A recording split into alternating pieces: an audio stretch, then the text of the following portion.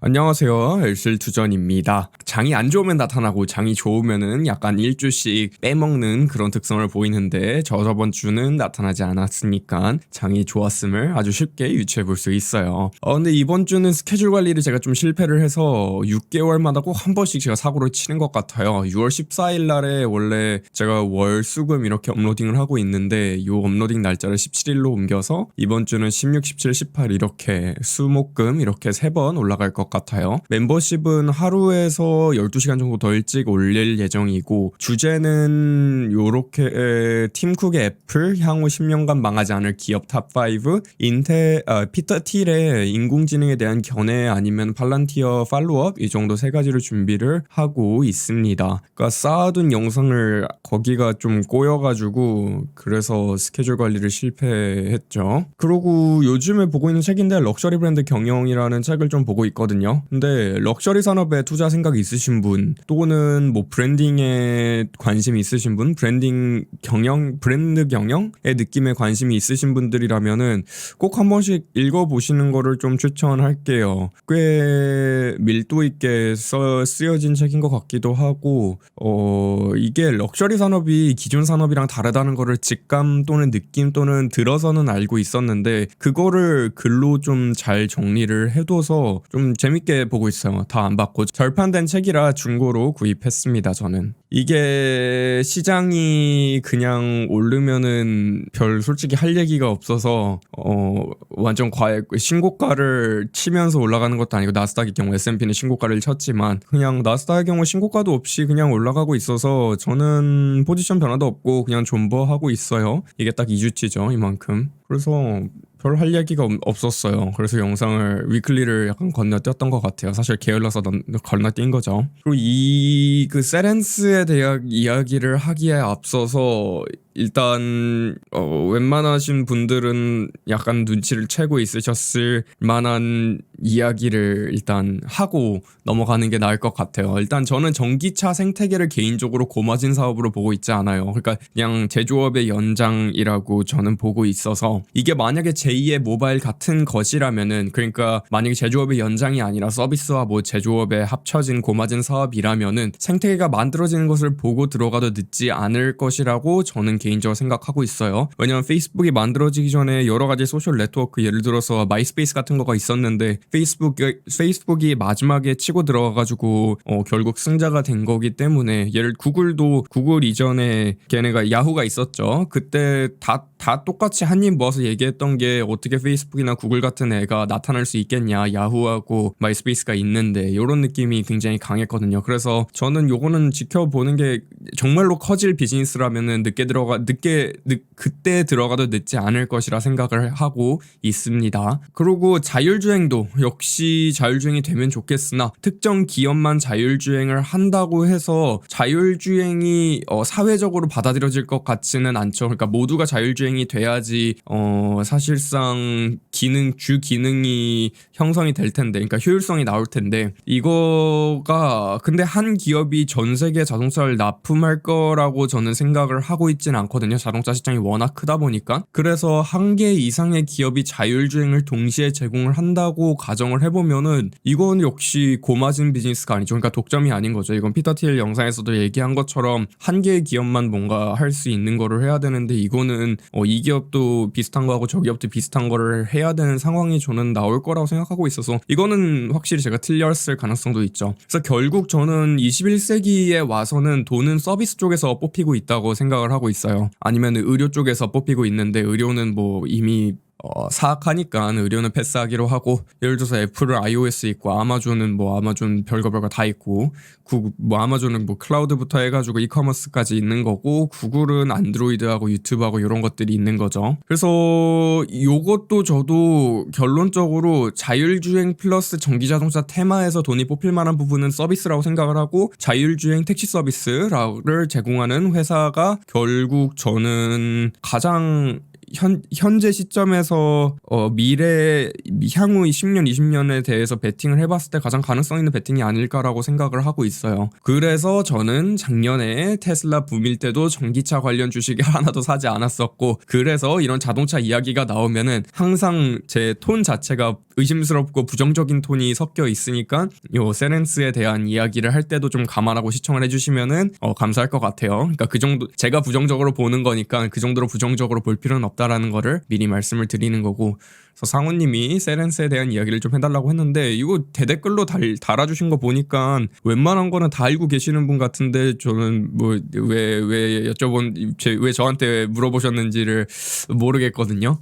어쨌든 좀 정리를 해봤어요. 그래서 세렌스에 대한 이야기를 하면은 그냥 간단하게 자동차용 시리 또는 빅스비 이런 거 만드는 회사, AI Virtual Assistant 이런 거 만드는 회사죠. 근데 특이하게도 차량에만 집중을 하고 있어요. 차량에만 집중하는 이유는 뒤에서 좀 더 설명을 드리고, 현재 세렌스가 설치되어 있는 자동차의 수가 3억 2,500만 대라고 합니다. 그래서 꽤 많이 침투가 돼 있는 회사고, 신규 회사도 아니고 돈도 이미 잘 벌고 있는 회사예요. 그러니까 손익계산서상으로 적자로 찍혀 있긴 하지만 하여튼간에 돈은 벌고 있는 회사예요. 그러니까 적자 사스 기업이랑 비교를 할 수는 없고, 그래서 현재 멤버분들, 이 영상을 보고 있는 멤버분들 차에도 세렌스가 삽입되어 있을 확률이 높아요. 그리고 2020년도에 3,800만 대에 설치가 되어서 출고가 되었을 정도로 현재도 상당히 강력함을 보이고 있는 친구이죠. 근데 느낌이 딱 완전히 순수 소프트웨어 기술 기업 느낌입니다. 그래서 브랜딩이라든지 소비자를 직접적으로 상대하지 않고 정말 순수하게 B2B만 하는 기업이라고 보시면 될 것 같아요. 예를 들어서 BMW의 시리 같은 친구, 헤이 BMW를 세렌스 기술을 만들어서, 그러니까 세렌스를 플랫폼 삼아서 만든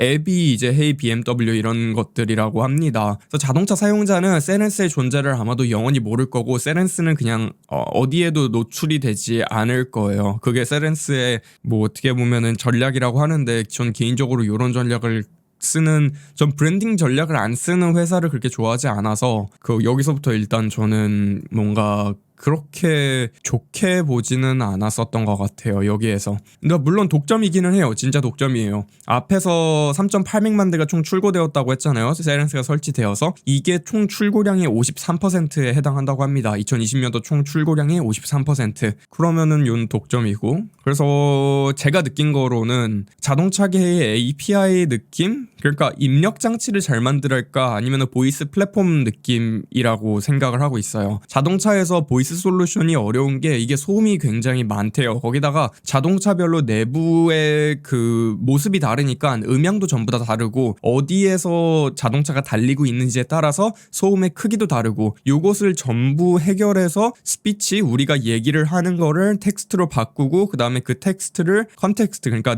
그 텍스트가 가지고 있는 의미가 뭔지로 분해를 하는 거를 약간 세렌스가 하는 느낌이거든요. 그래서 우리가 말하면은 세렌스의 시스템이 노이즈 캔슬링을 해주고 시그널을 증폭해서 그게 무슨 뜻인지 알아듣고 내용을 이해하고 내용을 기반으로 다른 서비스를 연결시키는, 아니면은 간단한 문제라면 세렌스가 해결을 하는 서비스를 제공하는 게 이제 세렌스의 소프트웨어라고 생각을 하는데, 그래서 실제로 자동차가 세렌스로 연결을 하고 시리로 연결을 해주는 이런 식의 징검다리 역할, 플랫폼 역할을 하고 있다고 합니다. 그리고 아키텍처 자체는 하이브리드를 쓰고 있어요. 자동차 내부에 있는 컴퓨터로 엣지 컴퓨팅을 하고 네트워크를 이용해서 클라우드 컴퓨팅을 동시에 사용을 하고 있고, 그냥 대충 노이즈 캔슬링이라든지 시그널 증폭 같은 거는 후딱 할 수 있으니까, 컴퓨팅 파워도 그렇게 뭐 프리세팅을 해놓기만 하면은 후딱 할 수 있으니까 쉽고, 엣지 컴퓨팅, 그러니까 자동차 안에 있는 컴퓨터로 해결을 하고 해석해야 할 내용이 좀 있다 하면 클라우드를 보내서 해석을 하는 등 이런 식의 방법을 사용하고 있는 것 같아요. 그래서 성장 동력을 보면은 현재는 사륜차에 한해서만 하고 있는데 이거를 트랙터 또는 오토바이 등등으로도 확대를 할 예정이라고 해요. 근데 트랙터, 오토바이 이런 거는 소음 자체가 틀려가지고 되면은 뭐 확장이긴 한데 뭐 어려울 것 같죠, 딱 봐도.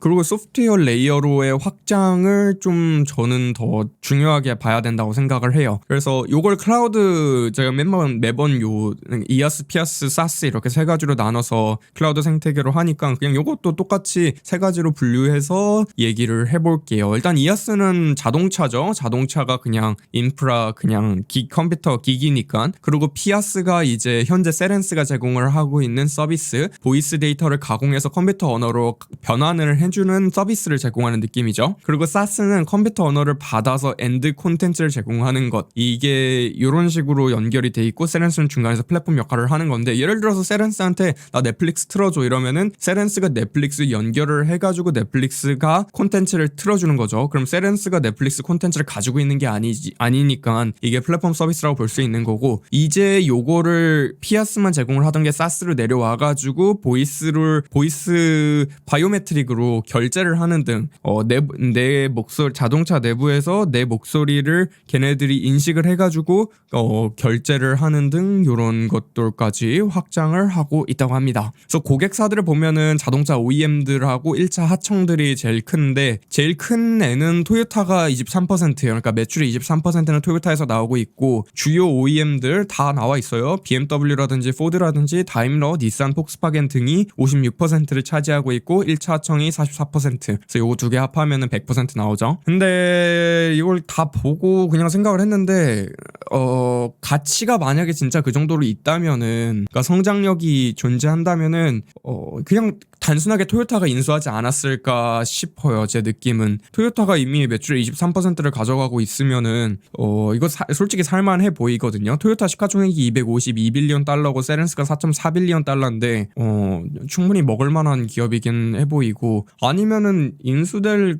기업인 것 같기도 해요. 요거 원래 뉘앙스라는 기업이랑 합쳐져 있었는데, 뉘앙스가 마이크로소프트에 그 스핀오프하고 그 마이크로소프트에 팔렸다는 소식이 있죠. 그래서 똑같이 수순을 밟지 않을까. 그러니까 B2B 소프트웨어 기업이 결국 요즘에 다 그런 추세로 가고 있죠. 예를 들어서 슬랙 같은 것도 세일즈포스에 팔리고, 아니면은 뭐 S&P, 캔쇼 이런 거 사는 거 보면은 다 이런 식으로 다 그냥 결국 소비자랑 맞닿아 있는 회사가 B2B 쪽으로 수직 통합을 하는 느낌이어서 그래서 부가가치 창출이 안 되면은 저는 솔직히 아무리 소프트웨어 기업이고 고마진을 유지할 수 있다고 해도 높은 밸류를 받기는 애매하다고 저는 생각을 하고 있어요. PR 기준으로 보면 626이 찍혀 있어서 비싸 보이긴 한데 PSR로 보면 12배예요 지금. 거기에서 현재 매출만큼이 지금 이연 매출로 잡혀 있거든요. 그러니까 지금 매출이 한 300밀리언 정도 되는데 미래 매출로 인식될 돈, 그러니까 미리 받아둔 돈이죠. 미리 받아둔 돈이 한 300밀리언 정도가 돼요. 그러니까 PSR 그냥 대충 조정해줘도 6배까지 내려올 수 있죠. 그래서 현실적으로 주가가 많이 올라 보이긴 하는데 비싸다고 볼 수는 없을 것 같아요. 그래서 그러면 요거는 이제 만약에 진짜 괜찮은 종목이라고 생각을 하신다면 매수를 할 만한 포인트가 될 것 같기도 하고, 그래서 그리고 더군다나 제가 제일 위험하다고 생각을 하는 거는, 결국 저희는 돈 벌려고 주식 투자를 하는 거잖아요. 근데 현재 신규 출고량의 50%가 이미 세렌스가 붙여서 나오면은 현재 비즈니스 모델을 유지한다고 가정을 하면 실적 2배 향상이 최대치라는 계산이 대충 나오죠. 왜냐면 전체 자동차 팔리는 거에 50%가 이미 세렌스 붙여서 나오는데 여기에 2배 붙이면 100%잖아요. 요거 자체가 이제 시장의 크기 자체가 이미 저는 늦었다라면 늦었다 느낌이고, 그리고 물론 여러 가지 부가 서비스를 준비하고 있는 것 같긴 해요. 아까 전에 얘기한 것처럼 보이스 바이오메트릭 이런 것들도 전부 소프트웨어 서비스들이니까 요것들을 잘 하면은 어떻게 해결을 할 수 있을 것 같은데, 저는 요런 거를 잘 믿는 편은 아니어서. 그리고 결론은 기술은 있는 거는 확실한 것 같아요. 왜냐하면은 이미 독점을 하고 있고 독점도 하고 있는 건 맞는데, 일단 정확하게 진짜 큰 금액을 투자하실 생각이 있으시면은 이거는 머신러닝이라든지 AI 전문가에게 여쭤보셔서 얘네들이 진짜 기술이 있는 거 맞냐라고 여쭤보시는 게 가장 더 맞는 것 같고, 저는 뭐 비즈니스 쪽이니까. 그리고 미래 성장성 측면에서는 어떻게 더 많은 서비스를 붙여다가 팔 수 있을지가 포인트 같아요. 근데 여기에서 이제 제가 아까 전에 얘기한 브랜딩이랑 부정적인 면이 나오는데 브랜드가 없으면 이거 붙이기가 상당히 어렵거든요. 그래서 브랜드가 없는 게 이제 예전에는 초기에 성장을 할 때는 굉장히 딱 봐도 OEM들이 좋아하잖아요. 그 내가 BMW AI를 만들었는데 BMW AI가 세렌스 기술을 쓰는데 거기다 BMW 로고를 붙여서 그냥 갖다가 팔 수 있어. 그거 BMW 입장에서는 그게 굉장히 좋죠. 근데 좋으니까 세렌스를 썼었는데 이게 나중에 가면 갈수록 BMW가 힘을 그 결정권을 휘두르는 경우가 저는 좀 있을 것 같아서 기술이 정말로 뛰어나지 않는 이상. 그래서 요거 측면 비즈니스 측면에서 마케팅 쪽으로 보는 게 브랜딩 쪽으로 보는 게 맞으니까 그래서 좀 애매한 것 같고 아니면은 정말 그냥 1차 하청에서 머무를 가능성이 상당해 보인다는 게 제 개인적인 생각이에요. 그래서 좀 판단이 안 되는 편이라고 저는 생각을 하고 있습니다. 그래서 오늘은 여기까지 하고 솔직히 장이 그냥 올라버려가지고 할 수 있는 얘기 할 만한 얘기가 그렇게 많지도 않아요. 그래서 이번 주를 전부 행복하게 보내시길 바라고 궁금한 점 있으면은 바로바로 위클리 댓글이라든지 아무런 멤버십 영상 댓글에 남겨주시면은 다 답변을 드리도록 할게요. 오늘도 시청해주셔서 감사합니다.